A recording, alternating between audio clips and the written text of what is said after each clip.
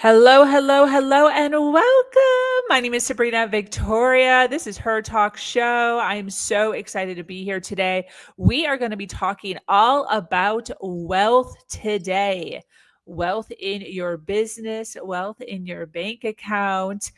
So get comfortable. We are about to explore the triumphs and the challenges faced by women worldwide. We're going to be offering some insights, some inspiration to fuel not only your personal growth, but also your professional growth. Let's jump in. Get ready, because today's guest is about to change the way you view your world. This is Her Talk Show, hosted by Sabrina Victoria. If you're listening live, welcome. And if you're listening on the replay, make sure you hashtag replay wherever you're at so we can send you some love in the comments. We're here every day, delving deep into the realms of health, wealth, and leadership with some of the most brilliant women globally. We've interviewed over 600 women, and today we are adding another one to the list. Lara Waldman, a.k.a. the Wealth Accelerator, is a manifestation expert, healer, podcast host, and author of Money Manifestation Mastery. Lara helps driven business owners and entrepreneurs transform blocks to owning their value to manifest high cash months and create wealth in every area of their life. She draws on over 2 decades of experience as a healer and spiritual coach to help transformational educators, business owners, leaders, and professionals achieve financial success guided by the soul of their business and their wealthy inner wisdom. Transform your inner. Welcome, Laura. How are you today? I'm great. I'm so excited to be here with you all. I love that. For those of you listening live, I do work off of scripts, so sometimes I go a little off script. The joys of running tech and being live. Well, Laura, I'm so excited to have you here. You know, this is one of the topics that pops up a lot within the realm of, I think, the female space more than the male space, and very much around business owners, right? Female entrepreneurs that are really looking to take it to the next level. 20 years, over 20 years of experience. That's a feat. Thank you. Yes, I'm very stubborn. I keep going. Yeah, I've been in this game for a while now. I love that. Very cool. What sparked the interest in this niche? Well, I would say the interest got sparked in me. So I was not looking to talk about money or business or any of that. I had zero interest. And I am a channel and spiritual coach. So when I tune in and meditate, I get guidance. And this happened for the first time when I was 18. Had what I call a spiritual awakening. Now I would probably describe it a little bit differently, but I was deep on this spiritual path. But it was not until I was 32 that the money work landed in. And I was guided. It came from, I call it my soul, my inner guidance, my heart guided me into this work. I did not seek it out. It sought me out. Wow. Love that. So always in the realm of spirituality. Yes, exactly. But you know, my big passion is trying to make spirituality more grounded and practical. But yeah, I was very deep in the world of energy and spirituality since I was 18. I was interested in even before then, but my joke was like I had like a joint in my mouth, like getting stoned, like tripping out on lots of these concepts and ideas. And I didn't really understand how to integrate them in a sort of landed, grounded, practical way for a while. It took me a little while to understand how to work with it more consciously, mindfully, rather than just like tripping out and the and the sort of leaving myself and escaping reality. That's what I did. Absolutely. What are your thoughts as far as individuals that maybe aren't so familiar with this? I hear all kinds of things as far as like everybody has the ability to be able to manifest, everybody has intuition. I'd love to know kind of what your thoughts are on the everyday person who maybe isn't immersed in this world. Well, it truly is a whole new world in terms of point of view, perspective, and maybe even belief systems. So I always say this work is very illogical and sort of it goes kind of against some of like what basically our logical, analytical mind and data and evidence will show. So it's a beautiful, like basically a whole new way of perceiving and experiencing life and reality. But what I know is that every single human being has the ability, and I think it's our innate ability to manifest and create. It's what we're designed to do. I see it like we're a seed of consciousness, and that seed knows how to grow when it's given the right environment and the right circumstances. So the thing is on the ground, right? If we think about the seed needing to be in the right environment, like the soil and the water, not every human being has that supportive environment in which to manifest, right? So we have different on the ground, we have like different lived experiences, different backgrounds. But I do believe it's our innate ability to be able to manifest and create. It's just sometimes people have like bigger mountains to climb than others, if that makes sense, if we start from the ground up. Wow, this is interesting. That reminds me of the analogy of like you could put the seed on the cement, you could put the seed in rocks, you could put the seed in soil, and like depending on the atmosphere that it's in, one will grow faster or stronger than all the other ones. Same seed. Yeah, exactly. And also each seed, like my guidance used to explain it a lot, like we're different types of flowers. Like some people is a fern and some people are like an orchid, where we've got sort of different needs and different sensitivities. It's not one is better than the other, but the environment is really, really important. And then what we feed ourselves within that environment is really important. And this is where it's about, for this work, it's about deep inner listening and getting really connected to who you are. So my guidance used to laugh at me. They said, Lara, you are a stallion treating yourself like an ass. And an ass or a donkey is not better than a stallion, but they require different care.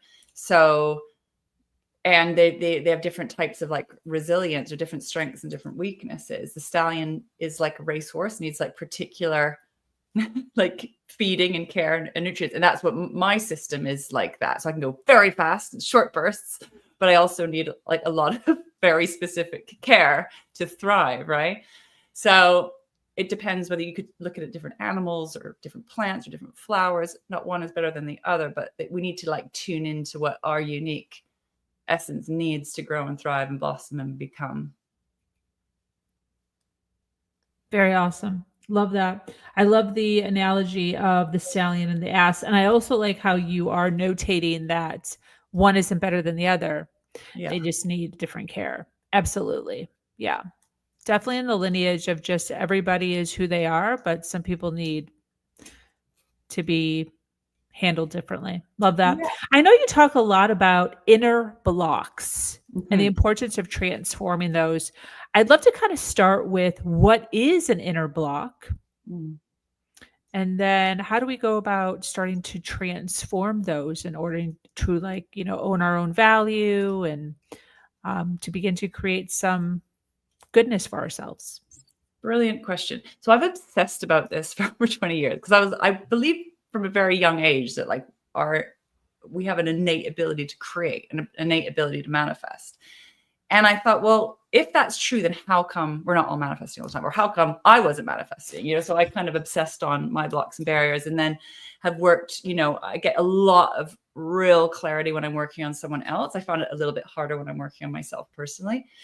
And so I have obsessed about this for a long time. And there's lots of levels and layers to it. But essentially, the way that I've experienced anyhow is these inner blocks and barriers are on the level of the mind. So our thoughts, our beliefs, the stories that we tell ourselves create your perception of reality. Our emotions that we have, and also on a body level, on a nervous system level. And what happens when you say this may be something that you want to have or want to manifest or want to experience? We want to go and look at what is going on in your inner game that is stopping you and blocking you from allowing yourself to receive it and to actively go for it, like to create an alignment with what you want. Because a lot of people will say they want X, Y, Z, but they're taking action that's out of alignment with what they say they want. And why is that? What's going on? So this is like deep. I think neuroscience actually explains it really well. Like the hardwiring of our brain. That's not my area of expertise. So I speak from a slightly different point of view. But essentially, these blocks, they come from how we've been programmed, come from the family we were raised in, the society we were raised in, the culture we were raised in, the experiences that we've had in this life. So that could be like traumatic experiences, big T, little t, that inform our point of view, our perception. And what can happen is if those go unaddressed, they're generally running us unconsciously. They're generally in the shadows, so we can't see it. And this is where kind of one of my areas of expertise is helping people to uncover these hidden blocks and barriers to manifesting what you want. The challenge of these blocks is they feel like facts and the truth, and like people will fight to defend their blocks because they're like, this is my reality. And you can't really argue with that. It's like, yeah, it's true. Like whatever you think, you're right. But if you're interested in the inner game of it, it's super fascinating because there's so much we can do with that to shift and change it. But that's where I would say it starts. And it absolutely, those inner blocks and barriers, or the stories, thoughts, emotions, like kind of how your nervous system reacts and responds to situations will inform your perception of reality, how you're experiencing life, but also what you do or don't do as a result of that. So again, like the plants, I don't see anything as good or bad or right or wrong. It's just is. But it's like, if you don't like what is, then we can actually do work to shift and change that if you want a different result, if you want a different outcome. This is interesting. Okay, so our inner blocks or our inner barriers, they feel like facts. Can you give us an example of what that would, I guess, sound like to us? Yeah. So, I mean, gosh, I've got so many. Where to begin? I mean, I would say that I could share one of mine if that helps. So I've had this, and it took me like a while to unpick it. So there's different sort of levels and layers of unlocking these blocks. But what I would say is for mine, I found a place in myself where I felt that I was, one, too powerful. So I believed I was too much. So I learned to like hide and mask my power or who I am. And the other was that I'm alone in the universe. Like I'm alone and unsupported. And I have plenty of data and evidence to back up both of those points of views, that I'm alone and unsupported, and that I'm too powerful and too much. Like data and evidence, like back that all day long. And there's a lot around that, but the core wound for me began with my relationship, both my parents, but particularly my mother. So my mother was, was abandoned as a kid. And also she was, traumatized person herself, violent, verbally violent. So when I was myself, in my true self or true power, I would get attacked or abandoned.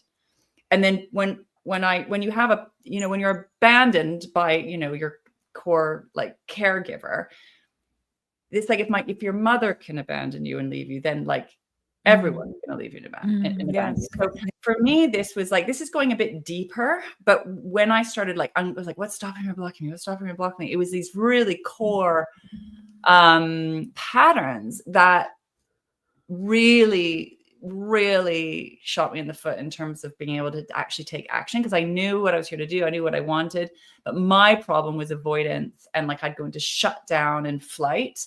So I would do everything but the aligned action, and I really struggled to move forward and take action. So that's one example. And yet everything around me was backing that belief because I was manifesting that experience. So life will always like mirror itself back to, or your point of view, like what's going on in your inner game will determine how you see the world, like what you see outside of you. So my whole system, I mean, for years has been hyper vigilant on preparing to be attacked and abandoned all the time. And this got really, really activated and triggered in the game of business and particularly around money and business. Like this is where it really came up in my face. And it was like every step I was being guided to take forward was like walking, what always felt like walking to my death. And yes, I'm very dramatic. So that's just one example. And yeah, and then that of course then mirrors itself in everything, right? It sort of affected everything that I was doing and how I was creating, what I was creating, what I wasn't creating. So I didn't know, for example, how to be supported. So I believed I was alone in the universe. So I believed I had to do everything by myself. So I didn't understand, like, you can't really grow a business without support. Like you can only go so far by yourself, for example, you know, that's one way that manifested. And then, okay, so attacked and abandoned. I was prepared to be attacked and abandoned in every, you didn't say every, I think you said business. Everywhere, really. Everywhere, like, okay. It manifests, because wherever you go, there you are. So what I love about business and money is that, like, it kind of amplifies everything. Okay. But the same patterns will usually manifest in relationship. They'll manifest in different areas of life as well. They just tend to be more up in our face with business because it's a great kind of, it just reveals so much. Same like relationships. I think business and relationships just reveal who we are. Yeah.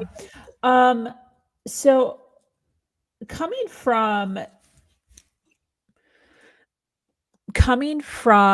first of all, we have a ton of people watching live. Thank you so much for being here and hanging out with us. If you are watching us on the replay, make sure you hashtag replay wherever you're at so we can send you some love. But thinking of my audience, Yeah. many times individuals tend to push this stuff down. Like kind of like shove it in a closet somewhere. You talk about transforming. So transforming, is that kind of like shifting your mindset, reframing? What is transforming? How did you do that? How did you go from always feeling attacked and abandoned or waiting for it to happen? How did you transform this? Great question. So it took me a while to get to learn this. I've learned everything long and hard way. But what I found is, like, this is going to sound really simple, right? And it is. It's simple, but not always easy.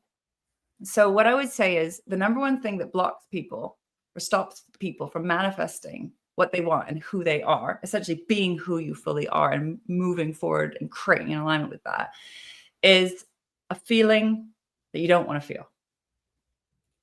So unprocessed emotion creates energetic sort of stagnation. It's like being constipated.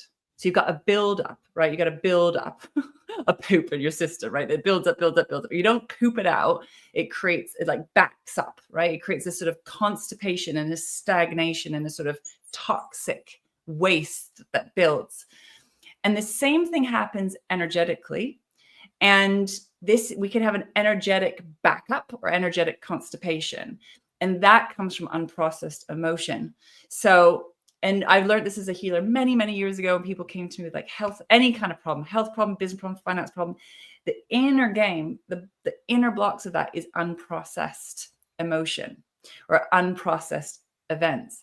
And we have these ways to survive by sort of shutting down. We go into like, coping, which is really useful, right? So you can keep going. But at some point, if we don't process, it creates this block, this stagnation, and can make it really hard to move forward and really hard to take action in accordance with what you actually want.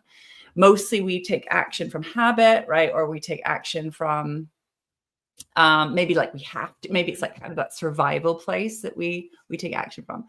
So one of the things that I do over and over again, I teach my clients to do to like unlock the blocks, is to go in, right? And I, for example, in this case, I had to go and be with and stay present with this part of myself that felt too powerful and also felt alone in the universe. Now, I didn't know she existed for quite a long time. Like that was in my blind spot. It was in the shadow. I didn't know that was running me for quite a long time, and needed to go and meet that part that felt, I call it the unheld, unloved, unmet aspect. and learn how to go and be with that part, feel the feelings, and then go through this process I call rewire to receive, where basically I had to learn and go like reparent myself, for example. I had to go and meet those parts, love those parts, help those parts to feel like held, heard, honored. I got held, heard, honored, to heal and come home, right? To kind of go to basically rebuild from the inside out. And it took me a long time to figure this out, personally, but now I've got a very simple and clear step-by-step process. But it does take a little bit of time to kind of go through this process. But essentially that's it. We want to go in and use whatever the external pain or problem is. We go in and go, where does that live within me? Where am I, stopping or blocking myself from receiving? What's going in? What's that feeling I don't want to feel? We go in and basically alchemize it, transform it by feeling it, by staying present with it, and then starting to rebuild and rewire from that place, which is a process after that. Does that make sense? Just to check in with you. Yeah, absolutely. And then how does this, right, doing this process help us as women business owners create space to receive more money? Very good. So for me, and all my clients will say, is more money is the symptom or the end result of a much deeper and richer process.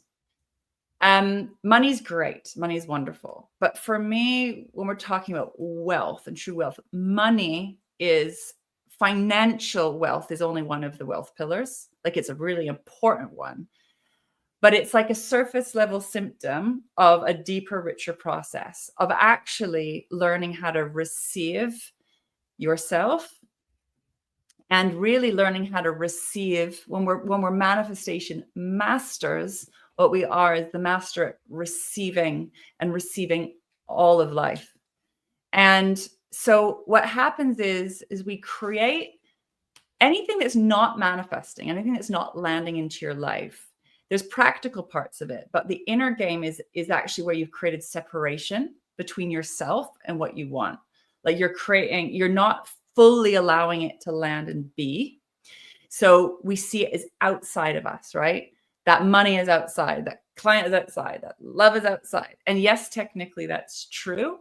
But in that separation, what we're doing is what people tend to do is either like hustle to try and get, right? Or we literally can't even let it in. So there's these invisible barriers of receiving, because you either think you're not good enough, you're not worthy, right?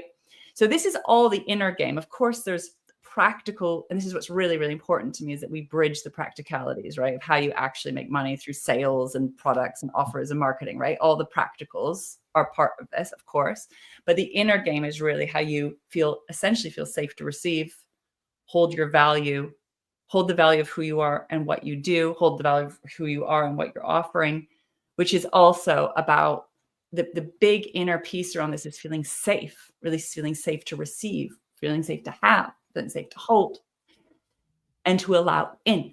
So what happens is when you do that work on, I call it rewiring to receive, expanding your capacity to receive, feeling safe to receive, you can start allowing, money and all the good things. And it's not just about money, right? This is about so much more than money alone. Money for me is a very surface level of this process, but an important one. And allowing it in, right? And then not only that, because you can manifest money. I don't know if you've seen this, but for me, myself and so many clients manifest money when they work with me, as in things you start to magnetically draw towards you. People talk about the law of attraction, but it's basically this vortex of energy that actually draws towards. It's a bit like a flush that starts to draw towards. This is what happens in our energetic system. When we're open and receptive, we start to draw and attract opportunities towards us. But the other thing about that is you can manifest it, but people also, I joke, unmanifest. They actually don't know how to hold it. They don't know how to keep it. They don't know how to grow it. So that's the next problem after that. So all of this is all happening on an energetic level, on a nervous system level, on an inner game level. And money is one of those symptoms that can result of, is the result or symptom of this deeper inner work, if you want it, if that's what you want to focus on, experience creating. I get that. And then when you're talking about practicalities, I'd love to kind of hover there for a moment, Yes. because there is a lot of people who are sitting and manifesting and not doing too much of anything else. So what does, of course, we need the practicalities. Yes. What does this mean? Okay, so I'm going to like throw myself under the bus because I have been the queen of manifesting with no action. Okay, so when I started this work, I really got it. Like I felt like this is true. This feels really true, really aligned. I started playing with manifesting. This is in my 20s, and my inner guidance, my higher self, my soul, was guiding me and showing me how to do this. And I was having really amazing results with clients, like really like, and for myself, like really powerful results as a healer. You know, people would come with just whatever problems, we were solving it from this way. So I knew it worked. But what happened was, so I was doing my manifesting practice, like in my bedroom, and I was actually manifesting things like amazing. I remember the first time I played with money manifesting, I wanted to go to India and do this retreat called Panch Karma, which is like this 6-week, really intensive retreat. I had really terrible gut health problems and I was in a hot mess, and I knew I needed to sort that out. And I needed a very specific amount of money, which I can't remember exactly what it was now, probably a few grand. And I remember like playing with it, being like, all right, let's put it to the test. And I manifested the exact amount of money I needed to go, with like all these unexpected things, like a bonus here, there. It was really cool. So I was like, oh my God, this stuff works. But there were some other things that didn't manifest. And I'd be like, well, how come? You know, how come that manifested, but that didn't manifest? And particularly when it came to, you know, business or growing my business, things like that. And my guidance, because I can talk to my higher self, soul, intuition, it's a skill I've developed, said, well, Lara, you actually have to leave your bedroom. We can only do so much over here. You are the one who has to like go out and do the doing, take the action. And I was like, oh, of course. I mean, it's so embarrassing. So I was doing energy work, inner work, and I still do. Like, this is my thing. But at some point, right, the practice, what I had to learn and why it took me so long to grow my business and transform my financial reality is I was missing the practicals, which is like your area of expertise, right? Like I was missing the nuts and bolts. I needed to create like an irresistible offer. I needed to learn how to package that offer. I then needed to learn how to market that offer. I needed to learn how to sell that offer, right? And I didn't know anything about sales, marketing, packaging, all that. I was like this big-hearted healer that just wanted to help the world and save the world. And I was like giving my services away. I wasn't charging appropriately. I didn't understand about value. I didn't understand about positioning. I didn't understand about niche. I didn't understand about any of it. So you can't grow a business from that place. So that was me. So, but I used all this work because I didn't know what I didn't know, and you don't know what you don't know.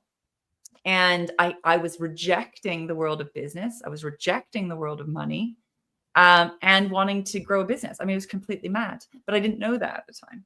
So I was what I would say now, and I know there's a lot of people who are doing this. So I have a huge amount of compassion, a huge amount of love, and I've been there, done that. But what I learned is that what I was sort of doing in the realm of spirituality and manifesting was actually a lot of avoidance. I was doing something that I call spiritual bypassing, where I didn't want to do the hard. I didn't want to feel I was like blissing out. It was kind of like getting high, to be honest with you. And it was just completely making me avoid the thing I needed to do, which I call aligned action. You've got to take freaking action, and you've got to take consistent action towards what you want.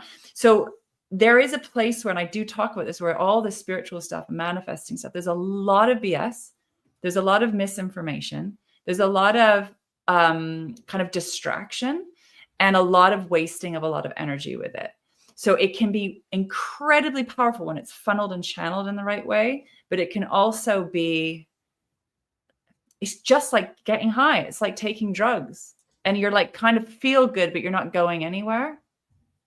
In fact, I think it can be quite dangerous because of that. So people think they're doing a lot, their work. So I was like, oh my God, I'm working so hard. I'm doing all this work. And it was a level of work, but that was the inner work, which is I'm a huge advocate for. I think it's very important. It creates really powerful results, but it's not everything, right? So am I embarrassed? I'm not embarrassed, because now what I feel is I want to speak about this, because I made all the mistakes. I've been in this game for over 20 years. I've made all the mistakes. And now I want to be like, how can you use this really effectively, rather than a way to avoid or distract or kind of, disassociate from what the work that actually needs to be done, that needs to get done. Absolutely. This has been great. I really appreciate a lot of the analogies and a lot of the kind of just the breaking down of all of this. I took so many notes. I'd love for you to talk a little bit about who do you help? Like, who should be reaching out to you? We have a ton of people watching live right now. Who do you help? Yeah. Well, my, saving the world part of me has been wanting to build things for everybody, right? Wanting to help the world and save the world. And, and I have helped everyone from all backgrounds, right? But over time, what I learned is the people that are the best fit for this work, it are high level leaders. So I serve people in corporate, leadership positions, a higher level entrepreneurship, business owners, people who often have already created wealth, but they're ready for their next level, or they need help with their business. I do best with people who've got either a 6-figure foundation at the minimum, they've got the systems, the structures, the offers, the services that can scale, probably at a baseline. That's where this work can really make the biggest difference. Because I don't teach all the systems and selling and marketing, all that stuff. I don't teach the practicals of that, but having that in place really helps to then create that really powerful inner shifts that can help you kind of skyrocket those results. And people really want to make an impact. This isn't just about money. I want everyone to be really wealthy, so we're so well supported that we can then get on and make the impact that we're here to make. So really purpose-driven, heart-led, soulful entrepreneurs and business owners and leaders. Those are my people. And very ambitious, very driven, very powerful. But there'll be certain areas where you're stuck or frustrated, or it's like that bashing your head up against a brick wall and can't quite get through. Those are my people. Love that. And then where can people find you on social? Where do you predominantly hang out? Well, I'm pretty regular on all the platforms, but Instagram and Facebook, I'm on a lot. I'm on LinkedIn. I'm also on YouTube. I have a lot of kind of resources on YouTube as well, but I'm probably the most active at the moment on Instagram and Facebook. Fabulous. And then as far as your website, where can people find you? Yes, it's larawaldman.com. That's Lara Waldman.com. And on all my, the link to my podcast, my book, free resources are there. You can send me a message. I'd love to chat. Awesome. And that is in a clickable link in the description below for those of you that are listening and really feeling aligned with everything that's being said today. Make sure you do a follow. Make sure that you check out, the website and really dive into some of the goodness that was shared today on the show. So appreciate it. As we kind of wrap up here, any closing thoughts? What I would love to say is that you have an innate power inside of you that knows how to create. And this is something that's been very shut down and masked. We've been very separate and disconnected from our natural power to create. And that lies what I call your wealthy wisdom, or this inner guidance system. And that is here for you to tap and play with and create with. It never leaves you. It's always there. And it can help you and support you with moving forward. Fabulous.